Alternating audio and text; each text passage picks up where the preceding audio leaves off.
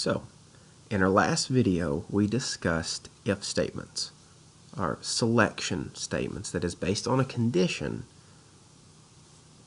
We chose a path for our code. So certain code would get executed and other code would not get executed, and we were making some decisions in our code. So we saw if and if else if. So we saw some if statements and if else statements. And I told you that you could actually stack if else statements. So if, else if, else if, else if, on and on and on and on. Well, that gets cumbersome. It gets hard to follow. And if you've got a certain set of values that you want to check against, or a specific value that you want to check against, there's actually another construct that you can use that allows you to make a lot of different decisions. So it's called a switch statement. So let me create a value. And value equals 5, let's go 2.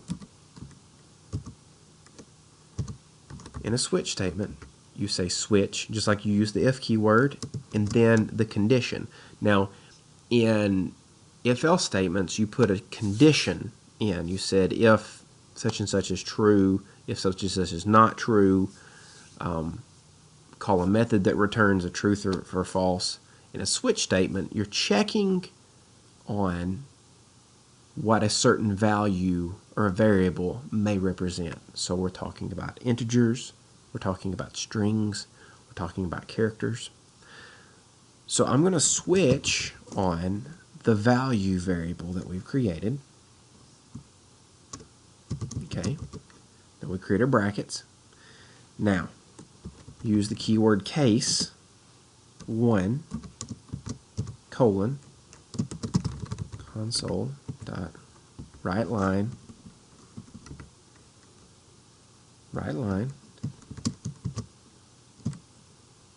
value 1 found break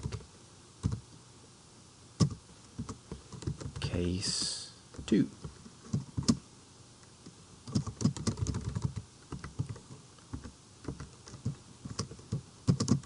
value 2 found. So it's expecting a break statement. That is why I'm getting the error, the syntax error. It's saying I need a break, because what happens is it drops in and this value is evaluated and it says, is it equal to 1? Then execute this code. Is it equal to 2? Execute this code. So it's checking on each one. So it could also look like if value is equal to 1, run this. Else if value is equal to 2, run this. Else if value is equal to 3, run this. But this actually keeps your code cleaner and neater and easier to follow, especially if you're trying to iterate through. Say you're going through an array and looking for a value and making decisions based on it. This makes it a lot easier to the visual aspect, the visual representation of the decisions. It's a lot easier to follow, because you can say, okay, this value, let me go to the case statement that matches this value, because that's what I expect. So if this ran, it's going to say console write line value 2 found. Value 2 found, because the value equals 2. Now, let's say 1. Value 1 found. Now what will happen if I put a 3 in? Nothing. So we actually have the option when we're doing switch statements to define a default value. That is, if it doesn't match case 1, it doesn't match case 2, which it didn't in this case, either one of those, we can say default. We can actually define, and it's optional, default console.writeLine value not found. Break. So before, when the value wasn't found, nothing happened. But now I can enforce something to happen if value is not found in any of my case statements. So now we're going to get value not found. Now one interesting thing that you can do here is you can fall through case statements. Now it's looking for a break, But before it hits a break, and it's not like this in every language. If you're coming from another language, things don't fall through. But actually in C#, you can fall through multiple decisions. So like I said, this makes working with multiple decisions a little easier, because I can erase all of this, and I've got case 1 and 2, and I can change that to value found. And what's going to happen is it's going to check 1, 2, 3, and if it falls in the range, or if it matches on any of these things, and I could even do, case 3. If it matches any of these, whether it's 1, 2, or 3, it's going to say the value's found. And it's falling through the first case, second case, and third case.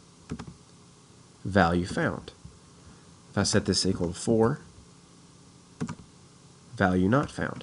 So I'm falling through these decisions. So I can set up a decision based on each value, or I can stack values together and try to catch one of them in a stack of values by falling through all of the decisions, which would be really cumbersome with an if else, if else, if else, if else, so on and so forth ad infinitum.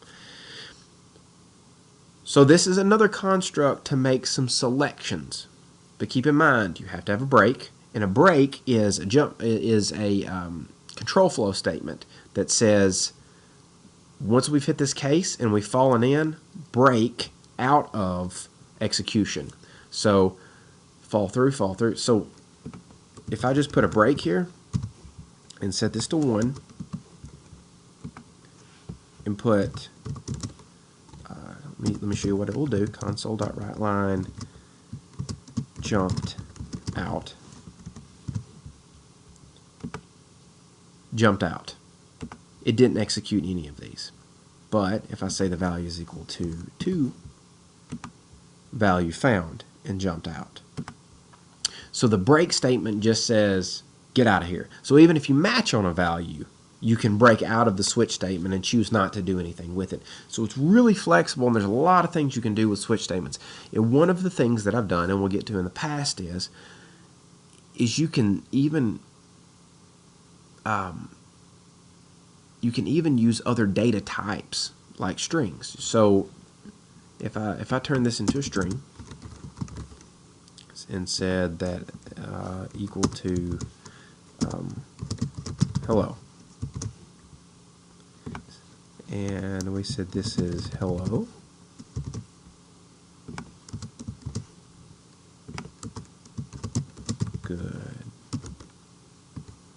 goodbye. We'll drop out of here and say console.writeLine hello.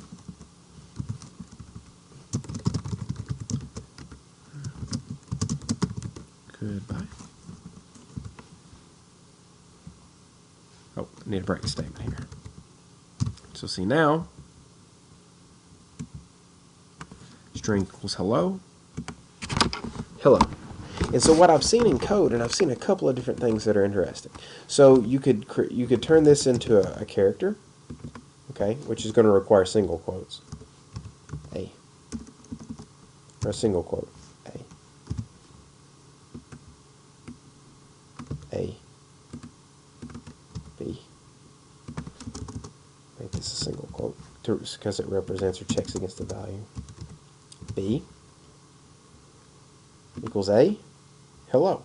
So what I've seen is you have the ability, we're not going to go into it until later on in the course, to get the actual character that comes back from a keyboard, like what character was pushed, like with video games, like A, W, S, or D, and run a switch statement and say, if they hit A, run this method. If they hit B, run that method.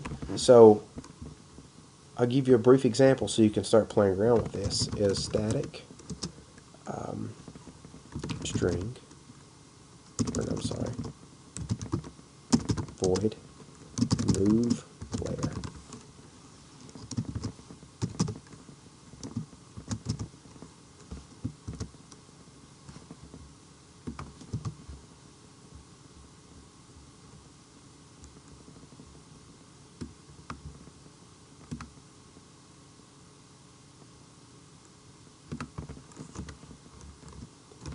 return player moved.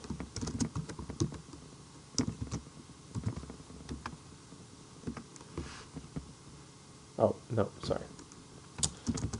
It's void, so we need to do something with it and return a value.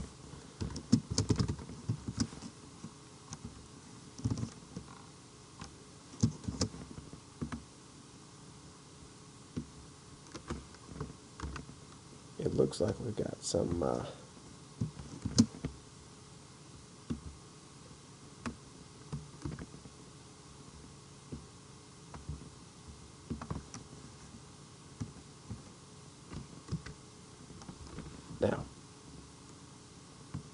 Oh, got a semicolon. Sorry about that. So you can actually call a method here and say move player. So if they hit A, call move player.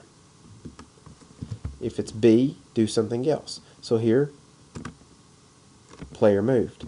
So switch statements can actually allow you to, and it stinks that we had an issue there with that, but you can set up and collect input and do certain things in a switch statement very quickly based on a player's input or based on a user's input by calling methods based on the input that you receive in. So it's very flexible, and I just wanted to open your mind to some of the things that you can do with switch statements. So now we're going to move on after this to iteration. So we've done sequence, we've done selection, making decisions. Now we're going to do iteration. This is also referred to as looping.